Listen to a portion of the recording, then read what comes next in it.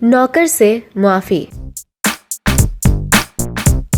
Sir Syed Ahmad Khan पहले मुसलमान रहनुमा हैं जिन्होंने मुसलमानों को अंग्रेजी पढ़ने पर उभारा और मुसलमानों से चंदा जमा करके अलीगढ़ कॉलेज कायम किया, जो बाद में तरक्की करके मुस्लिम यूनिवर्सिटी बन गया। सर सैयद अहमद खान दिल्ली के एक शरीफ घराने में पैदा हुए थे। उनके वालिद खासे अमीर आदमी थे। अमीरों के बच्चे लाडले होने की वजह से अक्सर बिगड़ जाते हैं, मगर सर सैयद अहमद खान की वालदा पढ़ी लिखी, दीनदार और नेक औरत थी। वो औलाद की तरबियत का बहुत ख्याल रखती थी। एक दफा का जिक्र है, सर सैयद अहमद खान अभी बच्चे ही थे। उन्होंने अपने नौकर की किसी बात पर खफा होकर उसे थप्पड़ मार दिया। वालदा को मालूम हुआ तो वो सख्त नाराज हुई और कहा, जब तक नौकर से माफी नहीं मांगोगे रोटी नहीं मिलेगी। सैयद अहमद खान अपनी खाला के यहाँ चले गए और 2 रोज तक वहीं रहे। तीसरे दिन उनकी खाला उनके वालिदा के पास आई और सैयद अहमद खान की सिफारिश करने लगी, मगर उन्होंने कहा, मैं ऐसे गुस्ताख लड़के को घर में रखने के लिए बिल्कुल तैयार नहीं। इससे कहो कि पहले नौकर से मुआफी मांगे। खाला ने बड़ी सिफारिशें की, मगर सर सैयद अहमद खान की वालदा अपनी बात पर अड़ी रही। आखिर खाला ने वापस जाकर सैयद अहमद खान को तमाम बात बताई कि जब तक तुम नौकर से माफी नहीं मांगोगे तुम्हारी वालदा तुम्हें घर आने की इजाजत नहीं देंगी।